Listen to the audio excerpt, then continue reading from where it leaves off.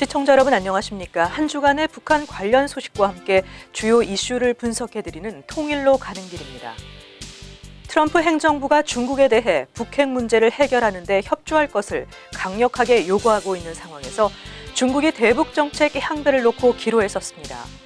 트럼프 대통령은 지난주 플로리다 마랄라고에서 열린 미중 정상회담 이후에도 연일 중국에게 북핵 해결에 적극 나설 것인지 아니면 미국 정부의 북한에 대한 군사적 옵션 실행을 받아들일 것인지를 압박하고 있습니다. 트럼프 대통령은 지난 11일 트위터에 중국 도움 없이도 북한 문제를 해결할 준비가 돼 있다며 북한에 대한 군사적 공격 가능성을 열어놓았습니다. 중국이 북한의 핵실험 등 추가 도발을 막기 위해 적극적으로 움직이라는 주문인 셈입니다.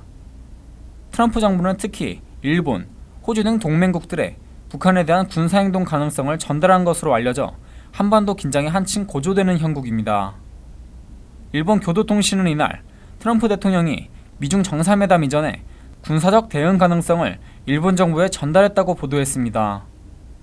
중국이 북한의 압력을 강화하지 않는다는 것을 전제로 한 것이라고 합니다. 일단 중국에 대한 압박 차원이긴 하지만 트럼프 대통령이 군사적 옵션을 테이블에 올렸다는 점에서 의미가 작지 않은 것으로 보입니다. 교도통신은 북한에 대한 군사 공격을 둘러싸고 미일 간 온도차가 있는 만큼 북한 관련 전략은 어느 정도까지 공유할 수 있을지가 중요한 과제로 떠오르고 있다고 분석했습니다. 트럼프 정부는 호주 정부에도 이런 분위기를 전한 것으로 알려졌습니다. 코리 가드너 미국 상원 외교위원회 동아시아 태평양 소위 위원장은 트럼프 대통령과 시진핑 중국 국가주석의 정상회담에서 북핵 문제가 다뤄졌기 때문에 당분간 중국이 김정은의 핵 문제에 대해 어떻게 책임을 질 것인지 지켜보겠다고 말했습니다. 렉스 틸러슨 미 국무장관은 9일 미국 언론과의 인터뷰에서 트럼프 대통령과 시 주석이 상당 시간 1대1로 북한 문제를 협의했다고 전했습니다. 이 자리에서 중국이 적극적 역할을 하지 않으면 군사적 옵션도 배제하지 않겠다는 뜻을 전달했을 가능성이 높습니다. 통일로 가는 길, 지한샘입니다. 중국은 한반도에서의 우발적인 무력 충돌 가능성을 연일 부각하면서 관련국의 긴장 완화를 주문하고 있습니다. 우다웨이 한반도 사무특별대표 방안에 이어서 북한산 수입 석탄 일부 반환 지시 등은 북한에 대한 사전 경고의 의미를 갖는다는 분석입니다. 또 북한이 6차 핵실험 등 추가 도발을 강행할 경우 중국의 대응 수위가 한층 강경해질 것임을 예고하는 효과도 있습니다. 하지만 한 차례의 미중 정상회담으로 중국 대북 정책의 근본적인 변화를 이끌어내기는 어렵다는 관측이 우세한 상황입니다. 지린대 왕성 교수는 사우스 차이나 모닝포스트와의 인터뷰에서 우다웨이가 방안에 추가 조치를 약속한 것은 중국이 정한 마지노선을 북한이 넘지 말라는 좀 더 적극적인 경고에 역할을 한 것으로 보인다며 북한이 계속 도발적으로 나온다면 중국은 식량 공급 축소와 원유 공급 중단 조치를 취할 수도 있다고 예상했습니다. 진창희 연변대 국제정치연구소 소장도 글로벌 타임스와의 인터뷰에서 북한이 6차 핵실험을 단행할 경우 중국이 북한에 강경 조치를 할 수밖에 없을 것이라며 북한의 핵실험을 한다면 중국은 한정된 선택들만 남게 될 것이며 이번 우다웨이의 만남은 북한에 신호를 보낸 것이라고 지적했습니다. 그러나 상당수 중국 전문가들은 한반도 위기 상황에도 중국의 기본적인 입장에는 변화가 없을 것으로 전망하고 있습니다. 상황이 복잡해지면서 북중 간 접촉 가능성도 점쳐지고 있습니다. 중국이 북한의 추가 도발 위험성을 강력히 경고한 것 아니냐는 분석이 나옵니다. 미국의 맞대응 수위가 높아지는 상황에서 추가 도발은 또 다른 위험 국면으로 진입할 수 있다는 사실을 전달했을 가능성이 있다는 것입니다. 특히 중국 고위급 인사의 방북 가능성도 제기되고 있습니다. 북한 태양절을 앞두고 중국 측 인사가 북한을 찾아 상황 악화를 막고 대화로 풀어나가야 한다는 메시지를 전달할 수 있다는 관측입니다. 장더장 전국인민대표회의 상무위원장이 방북하거나 미중 정상회담을 수행한 왕양 국무원 부총리가 나설 가능성도 점쳐지고 있습니다. 통일로 가는 길, 지한샘입니다. 도널드 트럼프 미국 대통령은 북한 김정은 정권에 대해 큰 실수를 하고 있다며 미국은 아주 강력한 무적 함대를 북한에 보내고 있다며 무력 대응의 가능성을 경고했습니다. 트럼프 대통령은 지난 11일 폭스 비즈니스 방송 인터뷰에서 우리는 항공모함보다 매우 강력한 잠수함도 갖고 있다며 지구 최고의 군대를 갖고 있다고 말했습니다. 실제 미국은 북핵 위협에 대응하기 위해 최근 한반도 주변 서태평양 해역에 칼빈스너 항모전단을 급파했습니다. 트럼프 대통령의 이 같은 발언은 미중 정상회담을 통해 중국의 대북 압박을 요구한 데 이어 북한을 군사적으로 직접 압박함으로써 북핵 문제 해결에 주도권을 쥐겠다는 뜻으로 풀이됩니다. 트럼프 대통령은 김정은이 큰 실수를 하고 있다고 했지만 앞으로 어떤 행동을 할지에 대해서는 밝히지 않았습니다. 트럼프 대통령은 자신의 트위터에서도 북한이 말썽을 피우려 하고 있는데 중국이 돕지 않는다면 우리는 중국 없이 문제를 해결할 것이라고 다시 한번 독자 행동 가능성을 강조했습니다. 백악관 대변인은 행동할 때는 단호하고 비례적으로 대응하겠다는 의미라고 설명했습니다. 시진핑 중국 국가주석은 12일 트럼프 대통령과 가진 통화에서 한반도 문제는 평화적인 방법으로 해결해야 한다며 사실상 무력 사용 제재를 요구했습니다. 시 주석은 통화에서 중국은 한반도 비핵화 목표를 견지하며 평화적 방법으로 한반도 문제를 해결하고 미국과 소통, 협력하기를 원한다고 밝혔습니다. 트럼프의 군사적 대응을 예측하는 목소리도 있습니다. 군사 전문가인 브루스 베넷 랜드 연구소 연구원은 트럼프가 공격적 행동을 할 가능성은 낮지만 북한이 미사일 발사 실험을 하면 공중 요격에 나설 가능성은 있다고 말했습니다. 통일로 가는 길, 김지수입니다. 트럼프 행정부의 강력한 군사적 압박에 직면한 김정은 북한 노동당 위원장과 자국 민간인에 대한 화학무기 사용으로 미국의 미사일 공격을 받은 시리아 바샤르 알 아사드 대통령이 최근 잇따라 축전을 주고받았습니다. 동병상련 입장인 세계 최악의 독재자 김정은과 아사드가 축전을 통한 소통으로 반미 공동전선을 재확인하는 것으로 보입니다. 북한 조선중앙통신은 지난 11일 김정은의 105돌 생일인 4월 15일과 김정은의 노동당 제1비서 추대 및 국방위원회 제1위원장 추대 5주년을 맞아 아사드 대통령이 김정은에게 2건의 축전을 보냈다고 보도했습니다. 아사드는 축전에서 친선적인 우리 두 나라라는 표현을 쓰면서 양국이 세계의 모든 나라를 복종시키고 자결권을 빼앗으려는 열강들의 야욕에 맞서 전쟁을 벌이고 있다고 했습니다. 앞서 김정은은 지난 6일 아사드에게 시리아 집권당인 바트당 창건 70주년 기념 축전을 보냈습니다. 당시는 시리아 정부군의 화학무기 사용에 대한 국제적 비난이 쏟아지던 때였습니다. 김정은은 당시 축전에서 시리아 국민의 정의의 투쟁에 굳은 지지와 연대를 보낸다고 했습니다. 이에 아사드도 답전을 보내 우리나라가 이 위기를 반드시 승리적으로 극복하도록 격려해 주신 데 대해 사의를 표한다고 화답했습니다. 북한은 김일성 시절인 1970년대부터 시리아에 미사일 등 각종 무기 제조 기술을 지원해온 것으로 알려졌습니다. 김정은 정권은 시리아의 내전 상황에도 대표단 방문 등 교류를 이어가며 우호 관계를 유지하고 있습니다. 통일로 가는 길 권미숙입니다. 주요 7개국 외교 장관들이 북한의 핵실험과 탄도미사일 발사, 인권 상황과 화학무기 사용 등을 규탄하는 공동 성명을 채택했습니다. 지난주 미중 정상회담에서 북핵 문제가 핵심 이슈로 집중 협의된 데 이어서 북한의 도발 가능성에 대해 국제사회가 강력히 경고하는 움직임으로 풀이됩니다. 지난 11일 이탈리아 루카에서 열린 G7 외교장관 회의는 북한 문제가 국제사회의 최우선 의제라는 의식을 바탕으로 북한의 핵실험 및 탄도미사일 발사를 가장 강력한 용어로 규탄한다고 밝혔습니다. 회의 직후 채택한 공동성명에는 인도에 반하는 범죄 수준의 북한 인권 상황, 강제노동에 준하는 북한 해외 노동자 착취 등에 대한 우려도 담겼습니다.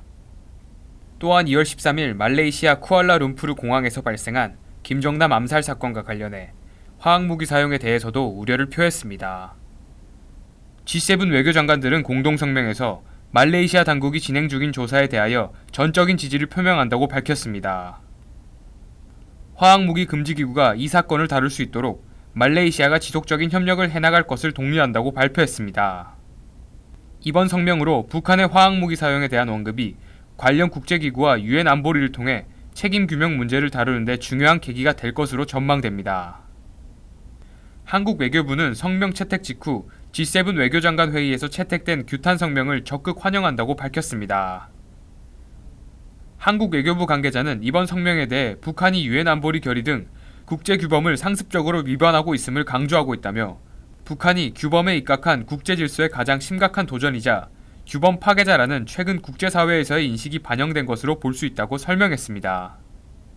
한국 정부 당국자는 북한 인권 침해에 대한 인식 확산을 넘어 북한 인권 침해 관련 책임 규명의 필요성에 대한 공감대가 커지고 있는 분위기를 반영한 성명이라고 의미를 부여했습니다. 통일로 가는 길, 김지수입니다. 북한의 미사일 개발에 중국 기업들이 기술과 부품을 제공하고 있다고 익명을 요구한 전 현직 미국 정부 또 유엔 관료들과 전문가들이 밝혔습니다. 미국 일간 워싱턴 포스트는 지난 13일 김정은의 로켓은 중국으로부터 중요한 동력을 얻고 있다 제야 기사에서 미국 정부와 유엔의 전 현직 관료, 전문가들의 말을 인용해 중국 기업들이 북한에 미사일 기술과 부품을 지원하고 있다고 밝혔습니다. 지난달 공개된 유엔 보고서는 지난 2월 발사한 북한 장거리 미사일의 모터와 전선 등 주요 부품이 외국산이었고 이들 부품의 조달과 국제 금융거래 과정에 중국 기업들이 관여했으나 이들 중국 기업은 이 같은 의혹에 침묵했다는 내용을 담은 바 있습니다.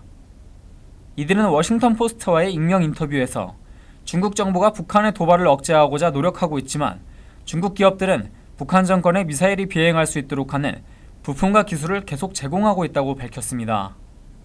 특히 중국 기업들은 유엔 안전보장이사회가 대북 수출을 금지한 민감한 소프트웨어 등을 최근 18개월 전까지 북한에 제공했다고 주장했습니다. 또 중국 정부가 이들 품목의 수출을 암묵적으로 허용했는지 아니면 단순히 무수히 많은 중국 기업들을 일일이 감시하기가 불가능했는지는 확실치 않다고 설명했습니다. 이들은 중국을 통한 미사일 부품과 기술 공급이 서방 세계의 정밀한 전자산업으로부터 차단된 북한 기술자들에게 기술적 진전을 이룰 수 있게 했다고 지적했습니다. 하지만 중국 관료들은 이 같은 정황에 대해 공급 날짜와 부품 이름 등 바다에 빠진 미사일 잔해물에서는 밝혀내기 어려운 증거들을 요구하고 있다고 전임 오바마 행정부 시절 중국과 북핵 협상을 했던 한 관료가 전했습니다. 이 관료는 중국인들은 정확히 누가 언제 했는지 등 상세한 증거를 달라고 한다고 말했습니다. 통일로 가는 길, 지한샘입니다. 말레이시아 정부가 불법 체류자 단속을 피해 잠적한 북한 노동자 117명에게 일주일 이내에 전원 자수하라고 최후 통첩을 보냈습니다. 화학무기인 VX-가스를 사용한 북한의 김정남 암살 사건으로 악화된 말레이시아와 북한의 관계를 단적으로 보여주는 사례인 것으로 보입니다.